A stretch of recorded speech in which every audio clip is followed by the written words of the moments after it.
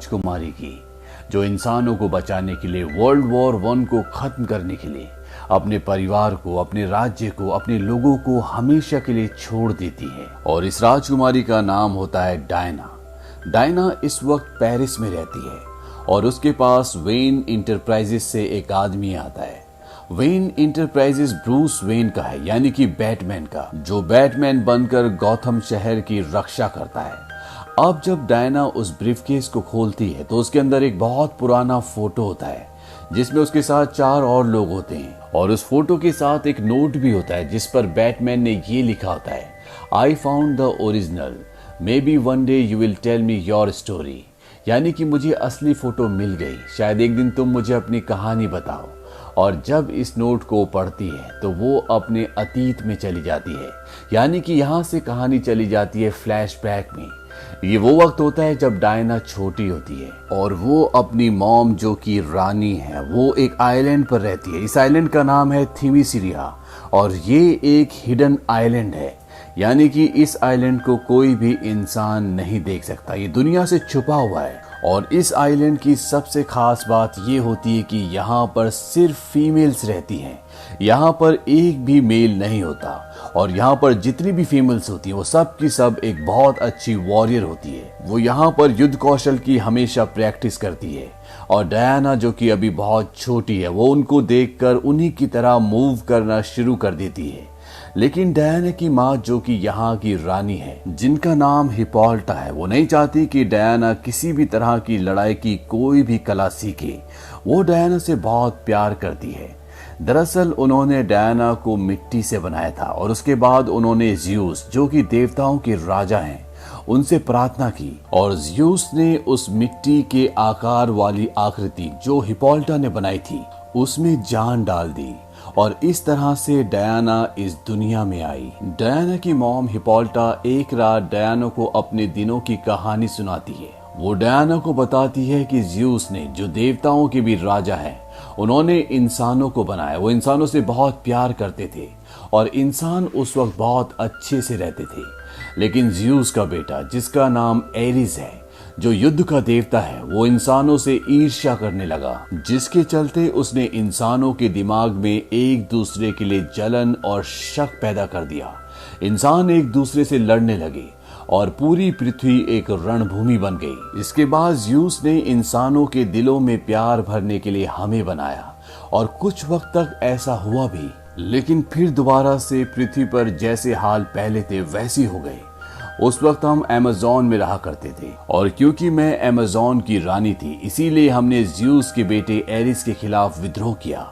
Zeus ने हमारी मदद के लिए देवताओं को भेजा और एरिस ने एक एक करके सभी देवताओं को मार दिया। और जब ज़्यूस अकेले बचे तो उन्होंने एरिस के ऊपर अपनी पूरी ताकत से प्रहार किया और इस प्रहार से उसे युद्ध छोड़कर जाना पड़ा। लेकिन ज़्यूस जानते थे कि उनका बेटा एरिस अपनी मनोकामना, अपने लक्ष्य को पूरा करने के लिए वापस जरूर आएगा और वो पूरी इंसानियत को, मनुष्य जाति को और साथ ही साथ हमें भी नष्ट कर देगा। इसीलिए ज़्यूस ने हमें एक तलवार दी, जिस तलवार से हम किसी भी देवता को मार सकते हैं। और इसके बाद ज़्यूस ने अपनी अंतिम सांस से इस आइलैंड को बनाया जहां पर हम आज रहते हैं। ये दुनिया से छिपा हुआ है और ज़्यूस ने ऐसा इसलिए किया ताकि हमें एरिस कभी भी न ढूंढ पाए। दरअसल ज़्यूस ने एरिस को हराने के लिए अपनी पूरी शक्ति से जो आखिरी प्रहार किया था, उससे ज़्यूस बहुत कमजोर हो गए थे और अपना शरीर छोड़ने से पहले उन्होंने अपनी आखिरी सांस से इस आइलैंड को बनाया जहां पर डायना अपनी मॉम के साथ रहती है ताकि उन्हें एरिस कभी भी न ढूंढ पाए। डायना अपनी मॉम से कहती है कि मैं उस तलवार को देखना चाहती हूं जो ज़्यूस ने आपको दी थी ताकि आप किसी भी देवता को मार सको। और डायना की माँ रानी हिपोल्टा उसे उस जगह ले जाती है जहां पर वो तलवार होती है। डायना पूछती है कि इसे कौन चलाएगा। रानी हिपोल्टा कहती है कि इसे वही चलाएगा जो हम में सबसे शक्तिशाली होगा, लेकिन तुम्हें इसके बारे में सोचने की जरूरत नहीं है, तुम्हें युद्ध की कला नहीं सिखाई जाएगी। लेकिन रानी हिपोल्टा को नहीं पता होता कि डायना उन्हीं की बहन से युद्ध का प्रशिक्षण ले रही है। धीरे धीरे डायना बड़ी हो जाती है और एक दिन रानी हिपोल्टा को पता चल जाता है कि उन्हीं की बहन उनकी बेटी को प्रशिक्षण दे रही है वो उनके पास जाती है और वो कहती है कि शायद मैं एक बहुत अच्छी रानी नहीं हूँ, इसीलिए तुम दोनों ने मेरी आज्ञा का पालन नहीं किया। डायना को रानी हिपोलिटा महल वापस जाने के लिए कहती है। डायना वहां से चली जाती है। रानी हिपोलिटा की बहन हिपोलिटा से कहती है कि तुम्हें उसे युद्ध की कला सिखानी चाहिए, क्योंकि तुम जानती हो, मैं भी जानती हूँ कि आज नहीं तो कल एरिस वापस लौट कर आएगा, और अगर उसे युद्ध की कला नहीं आती होगी तो ये उसके लिए बहुत खतरनाक होगा। रानी हिपोलिटा कहती है कि वो जितनी ताकतवर होती जाएगी, एरिस उसे उतनी ही जल्दी ढूंढ लेगा। रानी हिपोलिटा की बहन हिपोलिटा को कहती है कि आप चाहो या न चाहो, आज नहीं तो कल एरिस को उसका सामना करना ही पड़ेगा। रानी हिपोलिटा अपनी बहन को कहती है कि डियाना को आज तक की सबसे कठिन ट्रेनिंग दो, ताकि वो एक बहुत बड़ी योद्धा बन सके, और इसके बाद होता भी ऐसे ही है। रानी हिपोलिटा की बहन डियाना को सिखाती है, और जैसे जैसे वक्त बीतता है डियाना एक बहुत बड़ी योद्धा बन जाती है, लेकिन उसके अंदर और भी बहुत सारी शक्तियां हैं जिसके बारे में डियाना को नहीं पता और ना ही उसे किसी ने बताया है। अब एक दिन डियाना समंदर के किनारे खड़ी होती है और तभी वो देखती है कि पानी में एक प्लेन क्रैश होकर गिर गया और ये प्लेन डूबना शुरू हो जाता है। इसके अंदर एक आदमी होता है और वो डूब रहा होता है, लेकिन तभी डियाना तैरते हुए वहां पर पहुंच जाती है और वो उस आदमी को बचाकर बीच पर ले आती है। डियाना उसे देखकर हैरान होती है, क्योंकि उसने अपनी पूरी जिंदगी में पहली बार किसी आदमी को देखा है। इसका नाम स्टीव होता है। तभी समंदर में ये दिखाया जाता है कि वहां पर कुछ बोट्स और एक जहाज आते हैं और ये सब के सब स्टीव का पीछा कर रहे होते हैं। सब जर्मन्स हैं, इन्हें आगे कुछ भी नहीं दिख रहा होता। लेकिन तभी एक सिपाही को स्टीव के प्लेन का एक हिस्सा दिखता है और जब वो उसे देखने के लिए आगे बढ़ता है तो उसके सामने वो हिडन आइलैंड विजिबल हो जाता है, जो आज तक पूरी दुनिया की नजरों से छुपा हुआ था। इसके बाद उस जर्मन सिपाही को वहां पर स्टीव भी दिख जाता है और ये सब के सब जर्मन सिपाही उस आइलैंड की तरफ बढ़ना शुरू कर देते हैं। स्टीव डायना को बताता है कि ये सब बुरे लोग हैं। अब जब जर्मन सिपाही बीच तक पहुंच जाते हैं तभी इस आइलैंड की सभी लेडी वॉरियर यहाँ पर पहुंच जाते हैं और इनका सामना करती हैं। हालांकि उनके पास बंदूकें होती हैं और इस आइलैंड के लोगों के पास सिर्फ तीर और तलवारें, लेकिन ये युद्ध कौशल में इतने माहिर होते हैं कि जर्मन इनके सामने टिक नहीं पाते। लेकिन जब एक जर्मन पीछे से डायना को गोली मारने वाला होता है तभी वहां पर डायना की मॉम की जो बहन होती है, जिसका नाम एंटियोपी है, जिसने डायना को लड़ना सिखाया है, वो उसके सामने आ जाती है और उसे गोली लग जाती है। इस बात से डायना को बहुत दुख होता है, वो बहुत रोती है, लेकिन वो बच नहीं पाती। यहाँ पर अब सारे जर्मन सिपाही मर जाते हैं, लेकिन स्टीव बच जाता है और जब ये लोग स्टीव को भी मारने वाले होते तो डायना उसके सामने आ जाती है। वो कहती है कि ये हमारे साथ मिलकर लड़ा था। इसके बाद ये स्टीव को बंदी बना लेते हैं और उससे पूछते हैं कि तुम्हारा मिशन क्या था, तुम लोग यहाँ पर क्या करने के लिए आए थे, क्योंकि इनके लिए ये जानना बहुत जरूरी है। स्टीव ने बताता है कि मैं एक जासूस हूँ जो जर्मनी के खिलाफ उन्हीं के कैंप में जासूसी कर रहा था, और जब मुझे पता चला कि जर्मनी एक जहरीली गैस बना रहा है जिससे लाखों करोड़ों लोग मर सकते हैं, तो मैं उनकी एक डायरी लेकर भाग गया। इस गैस को बनाने वाले का नाम है मेरू और वो ऐसा जनरल एरिच के आदेश पर कर रहा है, और बहुत जल्दी ऐसा भी हो सकता है कि पूरी दुनिया आपस में लड़ जाए, जिसमें एक देश दूसरे देश के खिलाफ ऐसे ऐसे हथियार इस्तेमाल करें जिसमें असंख्य लोग मारे जाएं। दरअसल इस आइलैंड के बाहर वर्ल्ड वॉर 1 होने की पूरी तैयारी हो रही होती है, जिसके बारे में इस आइलैंड वालों को बिल्कुल भी नहीं पता होता। स्टीव इन्हें कहता है कि अगर मैं डायरी ब्रिटिश खुफिया विभाग को वक्त पर दे दूं तो हो सकता है कि ये युद्ध, ये वॉर टल जाए और लाखों लोगों की जानें बच जाएं। अब ये पूरी कहानी सुनने के बाद डायना को ये लगता है कि ये सारा काम एरिस का है। वो एक बार फिर से इंसानियत को खत्म करना चाहता है और वो इंसानियत को बचाना चाहती है, जिसके लिए ज़्यूस ने इन सब को बनाया था। लेकिन अगर वो इस आइलैंड से बाहर गई तो इसके बाद वो कभी भी वापस इस आइलैंड पर लौट कर नहीं आ सकती। लेकिन डायना फैसला करती है कि वो इंसानियत को बचाएगी। डायना अपनी युद्ध की पूरी पोशाक पहनती है और साथ ही साथ वो तलवार जो इन्हें ज़्यूस ने दी है, जिस तलवार से ये किसी भी देवता को मार सकते हैं, वो उस तलवार को लेकर इस टापू से निकल रही होती है। लेकिन तभी वहां पर डायना की मॉम आ जाती है और वो कहती कि अगर तुम यहाँ से गई तो दोबारा कभी भी वापस नहीं आ पाओगी। डायना कहती कि अगर मैं यहाँ पर रुकी तो मैं क्या करूंगी, मुझे अपना फर्ज पूरा करना है। डायना की मॉम कहती है कि इंसानों की दुनिया तुम्हारे लायक नहीं है, अपना ध्यान रखना। और इसके बाद स्टीव और डायना पानी के जहाज से इस टापू से निकल जाते हैं और वो पहुंच जाते हैं लंदन। लंदन पहुंचने के बाद स्टीव उस डायरी को जो वो जर्मन कैंप से चुरा कर लेकर आया है उसे लेकर वो अपने सीनियर ऑफिसर्स के पास जाता है। और जब वो उस डायरी को देखते हैं तो वो डायरी 2 पुरानी भाषाओं में लिखी होती है, लेकिन यहाँ पर किसी को समझ नहीं आता कि ये कौन सी भाषाएं हैं। तभी डायना उन्हें बताती है कि ये 2 पुरानी भाषाएं हैं जिनका नाम है ऑटोमन और सुमेरियन। दरअसल डायना हजारों भाषाएं और बोलियां बोल सकती है। वो उनके लिए इस डायरी को डिकोड करती है, उस डायरी को पढ़ती है और बताती है कि जर्मनी एक जहरीली गैस बना रही है और इस गैस को फ्रंट पर छोड़ेगी जहां पर लाखों सैनिक है और ऐसा करने से उन लाखों सैनिकों की जान चली जाएगी। यहाँ पर जो सीनियर ऑफिसर्स होते हैं वो जर्मनी के साथ समझौते की बात कर रहे होते हैं। स्टीव बोलता है कि आप मुझे एक मौका दीजिए, मैं अपने आप एक ऑपरेशन करूंगा जिसमें मैं उस जगह को तबाह कर दूंगा जहां पर ये सारी गैसेस बनाई जा रही हैं। लेकिन उसके सीनियर ऑफिसर इस बात को नहीं मानते। इस बात से डायना को गुस्सा आता है क्योंकि वो जानती है कि अगर उन्होंने गैस छोड़ी तो हजारों लाखों सैनिकों की जान चली जाएगी और उसकी नजरों में हर एक इंसान की जान की कीमत है। जबकि ऑफिसर्स ये मानते हैं कि जंग में सैनिक शहीद होते ही हैं। डायना को स्टीव वहां से ले जाता है। स्टीव डायना को बताता है कि वो लोग आपस में बातचीत करने की कोशिश कर रहे हैं। डायना उसे कहते हैं कि कोई बातचीत नहीं होगी क्योंकि वो एरिस है और वो किसी तरह की कोई भी बातचीत नहीं करेगा। दरअसल डायना ने मान लिया होता है कि इस युद्ध का जो लीडर है वो और कोई नहीं बल्कि ज़्यूस का बेटा एरिस जो कि युद्ध का देवता है वो है और वो किसी भी कीमत पर पूरी इंसानियत को खत्म करना चाहेगा। वहीं दूसरी तरफ जर्मनी कैंप में डॉक्टर मेरू को दिखाया जाता है जो कि इन जहरीली गैसों को बना रही होती है। डायरी खोने के बाद उसे बहुत तकलीफ हो रही होती है और जब उसके पास जनरल एरिक आते हैं तो वो उसे पूछते कि कब तक तुम्हारा काम खत्म हो जाएगा।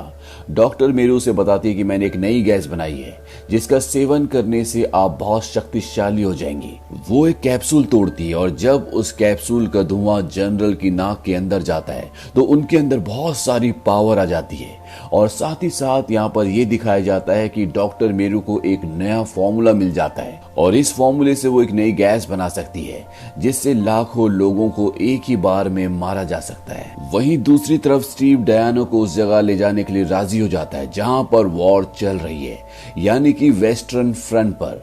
लेकिन जाने से पहले ये लोग कुछ लोगों की एक टीम बनाती है जो मिलकर काम करेंगे। अब डायना और स्टीव उस जगह के लिए निकल पड़ते हैं।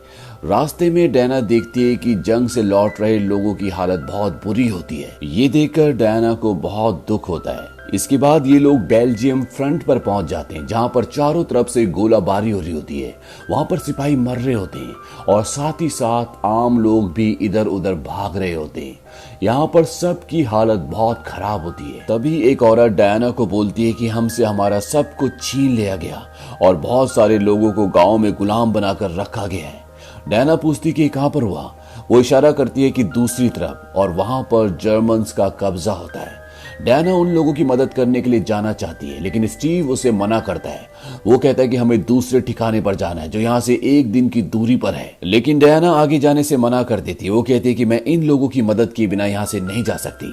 स्टीव उसे बताता है कि ये नो मैंस लैंड है और हम पिछले 1 साल से यहाँ पर लड़ रहे हैं और हम यहाँ से 1 इंच भी आगे नहीं बढ़ पाए। इसके बाद डायना अपनी वॉरियर की पोशाक में आ जाती है और वो उस तरफ बढ़ना शुरू करती है जिस तरफ से जर्मन सोल्जर्स लगातार गोलियां चला रहे होते हैं। डायना किसी भी गोली को अपने आर्मर से जो उसके 4 आर्म्स पर लगे होते हैं उससे रोक सकती है। उसकी नजर बहुत शार्प होती है, कोई भी गोली उसे भेद नहीं सकती।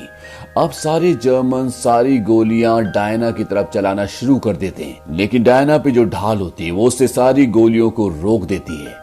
अब ये देखने के बाद स्टीव और उसके जो 3 साथी होते हैं वो भी उस तरफ बढ़ना शुरू कर देते हैं और वो जर्मन सैनिकों पर गोलियां चलाते हैं। ये देखने के बाद बाकी फौज की टुकड़ी भी उस तरफ बढ़ना शुरू कर देती है और वो दूसरी तरफ पहुंच जाती है जहां से जर्मन सैनिक गोलियां चला रहे होते हैं। अब स्टीव डायना और उसके लोग उस जगह पहुंच जाते हैं जहां पर जर्मन सैनिकों ने गांव वालों को बंदी बना रखा है, जहां पर उनका कब्जा है। डायना यहां पर सभी जर्मन सैनिकों के छक्के छुड़ा देती है और सबको बहुत बुरी तरह मारती है। उसकी तरफ कई गोलियां भी चलती है लेकिन डायना अपने हाथ के कवच से किसी भी गोली को रोक सकती है। और वो यहाँ पर स्टीव और उसके 3 दोस्तों की मदद से सारे जर्मन सैनिकों को मार देती है और यहाँ पर जितने भी गांव वाले होते हैं अब वो सब के सब आजाद हैं। और ये सब हुआ होता है डायना, स्टीव और उसके 3 दोस्तों की वजह से। सारे गांव वाले डायना को बहुत दुआएं देते हैं और यहाँ पर उनका एक आदमी फोटो भी खींचता है जिसमें डायना, स्टीव और उसके 3 दोस्त होते हैं। और ये वही फोटो होता है जो ब्रूस वेन ने यानी कि बैटमैन ने डायना को भेजा था, जिस फोटो को देखकर उसे ये पूरी कहानी याद आ रही होती है। अब स्टीव को यहाँ पर ये पता चलता है कि जर्मन ऑफिसर्स का एक बहुत बड़ा गाला यानी कि एक बहुत बड़ी पार्टी होने वाली होती है और स्टीव भी वहां पर जाना चाहता है। इसीलिए स्टीव और डायना आपस में डांस की प्रैक्टिस करते हैं और इस दौरान ये दोनों एक दूसरे के बहुत करीब आ जाते हैं। ये दोनों एक दूसरे को किस भी करते हैं और अगले दिन किसी तरह से ये उस जगह तक पहुंच जाते हैं जहां पर ये गाला, जहां पर ये पार्टी होने वाली है। यहाँ पर सिक्योरिटी बहुत टाइट है लेकिन किसी भी कीमत पर ये अंदर जाना चाहते हैं क्योंकि यहाँ पर जनरल एरिक भी आ रहा है जिसे डायना युद्ध का देवता एरिस समझती है। सबसे पहले स्टीव एक जर्मन ऑफिसर बनकर अंदर जाता है और वहां पर वो उस डॉक्टर से जिसका नाम मीरू है, जिसने ये जहरीली गैस बनाई है, उससे बात करने की, इंफॉर्मेशन निकालने की कोशिश करता है लेकिन उससे कोई फायदा नहीं होता। और तभी वो देखता है कि डायना भी इस पार्टी में आ चुकी होती है और उसने अपने कपड़ों में उस तलवार को भी छुपाया होता है जो उन्हें ज़्यूस ने दी थी, जिससे किसी भी देवता को मारा जा सकता है। और जब डायना उस तलवार से जनरल एरिक को मारने वाली होती है कि स्टीव उसे रोक लेता है। डायना उसे कहती है कि मैं एरिस को मारकर सब कुछ खत्म कर दूंगी। स्टीव कहता है कि अगर वो एरिस नहीं हुआ, अगर तुम गलत हुई तो क्या। और अगले पल ये दिखाया जाता है कि जनरल एरिक के लोग वहीं से तोप के गोलों के साथ बहुत सारी जहरीली गैस एक गांव में फेंकते हैं। डायना उस गांव में जाती है लेकिन जब तक वो वहां पहुंचती है उस जहरीली गैस से सभी लोग वहां पर मर चुके होते हैं। इस बात से उसे बहुत दुख होता है और तभी वहां पर स्टीव आ जाता है। वो स्टीव को बोलती है कि मैं एरिस को मारने वाली थी लेकिन तुमने मुझे रोक लिया और अब मैं सब कुछ समझ चुकी हूँ। एरिस ने सिर्फ जर्मन्स का दिमाग खराब नहीं किया बल्कि तुम्हारा भी दिमाग खराब कर दिया है। अब मैं उसके पीछे जाऊंगी और उसे मार दूंगी। और जब वो वहां से जाने लगती है तभी स्टीव बोलता है कि वो धुआं देखो, वो उसी तरफ गया है। और डायना घोड़े पर बैठकर वहां तक पहुंच जाती है। वो उनके कैंप के अंदर घुस जाती है और कई जर्मन सोल्जर्स को मारती है और इसके बाद वो उस कैबिन तक पहुंच जाती है जहां पर जनरल एरिक है। जनरल एरिक उस पर गोली चलाते हैं लेकिन डायना उसे अपने हाथ के कवच से रोक लेती है। इसके बाद जनरल एरिक उस कैप्सूल का धुआं अपनी नाक के अंदर लेते हैं जो डॉक्टर मेरू ने बनाई है, जिससे वो बहुत शक्तिशाली हो जाते हैं। और डायना के बीच में और जनरल एरिक के बीच में लड़ाई होती है और इस लड़ाई में डायना अपनी उस तलवार से जो उन्हें ज़्यूस ने देवता को मारने के लिए यानी कि एरिस को मारने के लिए दी थी, वो एरिक को मारने के लिए उठाती है और कहती है कि संसार की सारी अच्छाइयों के नाम पर मैं तुमसे पूरी दुनिया को मुक्त करती हूँ और साथ ही साथ उस अभियान को भी खत्म करती हूँ जो हमें ज़्यूस ने दिया था। और इसके बाद वो जनरल एरिक को मार देती है। इससे उसे बहुत खुशी और शांति मिलती है। उसे लगता है कि इसके मरने के बाद अब सब कुछ शांत हो जाएगा, लेकिन ऐसा कुछ भी नहीं होता। वहां पर जितने भी जर्मन लोग होते हैं वो सब के सब युद्ध की तैयारी कर रहे होते हैं और ये देखकर डायना पूरी तरह से शॉक्ड होती है क्योंकि जब युद्ध के देवता को मार दिया जाता है तो युद्ध खत्म हो जाता है, यानी कि सब लोगों के दिमाग शांत हो जाने चाहिए थे। तभी वहां पर स्टीव आ जाता है। डायना स्टीव को कहती है कि मैंने एरिस को मार दिया लेकिन अब भी लोग युद्ध की तैयारी कर रहे हैं। स्टीव कहता है मुझे नहीं पता एरिस है कि नहीं, हो सकता है कि लोग ऐसे हो, उनका दिमाग ही ऐसा हो। डायना कहते कि ऐसा नहीं हो सकता, मैंने देखा है कि बच्चे मर रहे थे और लोग उन्हें देख भी नहीं रहे थे। और ऐसा तभी होता है जब एरिस युद्ध का देवता उनके दिमाग को अपने काबू में कर ले। स्टीव उसे समझाता है कि शायद इंसान ऐसे ही हो, बुरे हैं, वो लड़ना चाहते हैं, एक दूसरे को मारना चाहते हैं। डायना कहती है कि मेरी मॉम ने सही कहा था कि इंसान हमारी मदद के लायक नहीं है और अब मैं इसमें कुछ भी नहीं कर सकती। स्टीव उसे समझाता है कि मुझे तुम्हारी मदद की जरूरत है, अगर हमने इसे नहीं रोका तो हजारों और लोग मर जाएंगे। स्टीव वहां से चला जाता है और तभी डायना को पीछे से किसी की आहट सुनाई देती है और जब वो पीछे मुड़कर देखती है तो वहां पर सर पैट्रिक होते हैं। ये स्टीव के सीनियर ऑफिसर होते हैं जो कि यूके के ऑफिसर है, ना कि जर्मन ऑफिसर, लेकिन फिर भी ये जर्मनी के कैंप में होते हैं और वो डायना को कहते हैं कि तुम्हारी मॉम ने सही कहा था, इंसान हमारी मदद के लायक नहीं है, हमें उन्हें खत्म कर देना चाहिए, ये स्वार्थी है, ये लालची है, ये एक दूसरे को मारना चाहते हैं। और डायना समझ जाती है कि ये ही एरिस है। वो पूछती है तो तुम हो? सर पैट्रिक कहते कि हाँ मैं ही हूँ। और इसके बाद डायना अपनी तलवार लेकर उसकी तरफ बढ़ना शुरू करती है और वो उस तलवार से जिसे वो अपने साथ लेकर आई है, जिससे किसी भी गॉड को मारा जा सकता है, उससे एरिस पर हमला करती है। लेकिन एरिस अपना हाथ आगे बढ़ाता और वो तलवार उसके हाथ पर लगकर पूरी तरह से नष्ट हो जाती है। ये देखकर डायना पूरी तरह से शॉक्ड हो जाती है, क्योंकि उसे ऐसा लगता था कि इस तलवार से वो एरिस को मार देगी। एरिस उसे बताता है कि इंसानों ने हमसे हमारी धरती छीनी है और वो उसका लगातार विनाश कर रहे हैं।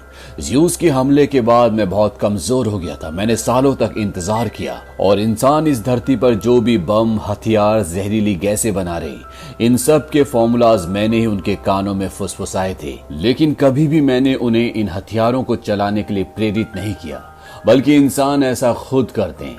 मैंने पहले भी कई बार कोशिश की, लेकिन आज तक मैं कामयाब नहीं हुआ और अब मुझे कामयाब होने से कोई भी नहीं रोक सकता। जब मैंने पहली बार तुम्हें देखा था तो मैं तुम्हें मारने वाला था, लेकिन मैं तुम्हें वो दिखाना चाहता था जो आज तक कोई भी देवता नहीं देख पाए। और इसके बाद वो उसके विजन्स में धरती का नाश होते हुए उसे दिखाता है कि किस तरह से इंसान धरती का नाश कर रहे हैं। वो कहता है कि मैं चाहता हूं कि तुम मेरे साथ मिल जाओ, हम इस पूरी धरती को नष्ट करेंगे और इसे एक बार फिर से पहले की तरह स्वर्ग बना देंगे। वो उसे ये भी बताता है कि जिस तलवार से तुमने मुझ पे वार किया वो देवताओं को मारने की तलवार नहीं थी, बल्कि वो हथियार तुम खुद हो जिसे ज़्यूस ने बनाया था। दरअसल ज़्यूस ने डायना की रचना इसीलिए की थी ताकि वो एक दिन इंसानों को बचा सके, एरिस को हरा सके। और अब एरिस ये चाहता है कि डायना उसके साथ मिलकर काम करे ताकि वो मनुष्य जाति को खत्म करके एक बार फिर से इस धरती को सुंदर स्वर्ग की तरह बना सके। लेकिन डायना मना कर देती है। वो कहती है कि मैं तुम्हारी इस सोच का, इस षड्यंत्र का हिस्सा कभी भी नहीं बन सकती। और अब डायना के बीच में और एरिस के बीच में युद्ध शुरू हो जाता है।